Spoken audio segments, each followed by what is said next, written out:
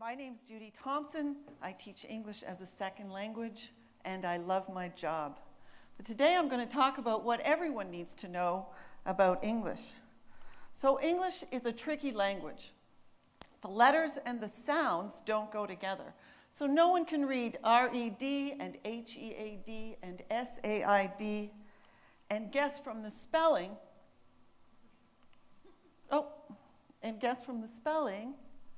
that those words sound the same. So the connection between letters and sounds in English is so loose, native speakers like me, people whose first language is English, very often have a difficult time learning how to read.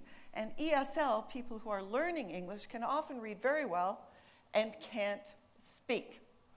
So I'm going to share with you 3 secrets today that 99% of English speakers don't know about English. And the first secret is specifically for people learning English. It's specifically for ESL. And the second secret is for native speakers of English to help them communicate better. And the third secret is for everyone. And once you hear these 3 secrets about how English works, it'll transform your relationship to English and your ability to communicate for the rest of your life. So let's get started. So English is a stress-based language, and this is important for non-native English speakers to know. It doesn't mean very much, especially if you come from a language that's a sound-based language. And most languages are sound-based, where each and every sound is important. And if you miss a sound or you say something wrong, then the meaning is lost. And English isn't like this. We don't care about sounds at all. So if somebody said at work, we're having a meeting on Wednesday, everyone would show up the day after Tuesday. Or if they said, when's your birthday? You would just tell them the day that they were born. We have tremendous flexibility with accents. Sounds just aren't that important in English. What's important in English is giving specific qualities to specific syllables. And I'll tell you a story. When my children were 3 and 2, it was the first time we took them to a restaurant for dinner, and the server asked the 2-year-old, honey, what would you like for dinner? And she said, biscotti. And the 3-year-old, who wanted the same meal, was incensed at the pronunciation. She says, it's not biscotti. She says, it's spaghetti. And the waiter smiled. But no meaning was lost. So biscotti, spaghetti, spaghetti all mean the same things to a native speaker because the center syllable was pronounced louder, longer, and higher than the rest of the syllables. So if you're trying to learn English as a second language, stop suffering about your accent. Oh, I'm sorry for my accent. Don't worry about your accent anymore. Don't worry about grammar anymore. You have one and only one responsibility, and it's to get the stress right in important words, and that will carry the day, and people will understand you. So the second point, oh, wait a sec, what town are we in right now? What town is this? It's Oakville, exactly. Oakville. I don't know what that is. It's Punjabi or it's Korean, but it is in English. And Oakville, that would be French. So it's Oakville. And this country, what country is this? It's Canada, exactly. Fantastic. And that's the way stress works.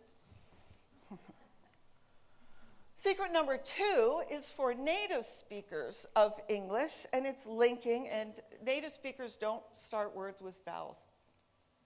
We're going to back up for a little minute, because I'm a native speaker of English, and I'm going to tell you something that I thought, and I'm embarrassed to say.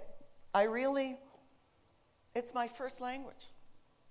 The world's business and science, technology, commerce is all done in English. Learning English is not my problem. It's their problem.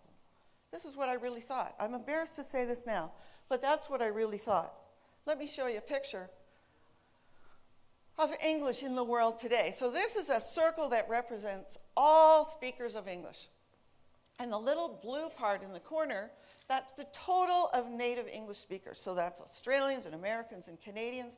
All together we form 350 million people. And as you can see, that's the vast minority of people speaking English in the world today. 1.5 billion people speak English as a second or third or fourth language. And I'm still thinking, so what? That's my language that they're after. This means most conversations happen in the world today between two non-native speakers, and they understand each other perfectly. So yes, China buys her coffee from Colombia in English, and yes, Italy buys, Finland buys marble or water from Italy, and they use English, but it's not the English that I'm speaking. The pressure of 1.5 billion people learning this language was they changed it. They changed it. They changed it so much they can understand each other and they can't understand me. So now I see how it's my problem that more than 80% of the people who speak English in the world today can't understand me. They can't understand me for two reasons, and the first one is linking. So linking is the phenomenon of speaking the easiest way it is to speak. So most languages, the way human beings create speech, the easiest way is alternating consonant and vowel sounds. Consonant, vowel, consonant. So, you know, Germany, Canada, Mexico, China, that's how people talk. And many, many languages are written exactly that way. So they start with consonants, alternating consonant vowels. Of course, not English. English, as we already learned, is spelled any which way. Independently of how it's spelled, people pronounce it beginning with consonants. So I'm going to need somebody brave here. So this is a normal thing that somebody would say. And some native English speaker, you're coming down the hall, it's breakfast time, you can smell it cooking, you pop in some toast and you say, honey, and who's going to be the brave one? Who's going to say this out loud? Just like you would say it. Go ahead, say it. What does it say? Sure. Say it again. Can I have a bit of egg? Exactly. It isn't slang. It isn't sloppy. Can, na, ha, va, bit, da, veg is what we say. Can I have a bit of egg? Yeah. And this is why 1.5 billion people can't understand us, because they can't reconcile the words that they've learned and the words that they've studied with the words that they hear. And God bless them, they look for veg in the dictionary. Yeah, it's just not right. So secret number 3, the other reason that people can't understand what native speakers say is collocations. So collocations is another name for expressions, really, small groups of words that come together for no reason that create an image. So an expression like fall in love, creates an image of romance or something. But this small group of words is fixed, so there's no fall to love or fall between love or fall near love. That isn't English, and it doesn't mean anything at all. So these expressions are carved in, that's right, not soap, they're carved in stone. They're not carved in soap, they're not carved in sand. And thousands of these expressions is how native speakers really communicate with each other, not grammar. So people study grammar they can study it their whole life. And they can not sound like native speakers because native speakers' expressions run English, not grammar. So here's an example. Honestly, if a student of mine wrote this paragraph, I would be ecstatic. So last night we ate chicken at home. I cooked chicken. After dinner, my husband washed the dishes. The grammar's perfect. There's nothing wrong there. But no native speaker would talk like that because we don't eat meals, we have them. And we don't cook food, we make it. And we don't wash dishes, we do them. Do collocates with dishes for no reason. And this is how native speakers speak. I'm going to put the final nail in the grammar coffin right here. So there's 208 grammar rules. So the global English that the 1.5 billion people are speaking, they use 10 grammar rules. We use 208. And here's one that we use. Adjectives describe nouns. Everybody knows that. What's an adjective? Adjectives describe nouns. Actually, that's not really true.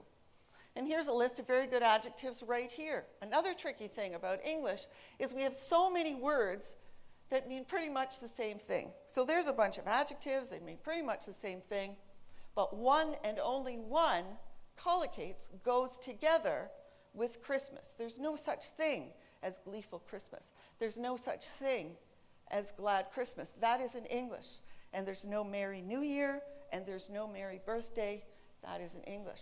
So there's about, I don't know, half a dozen things maybe that go together naturally with merry. So you can have merry men and eat, drink, and be merry, and merry go round, the merry widow.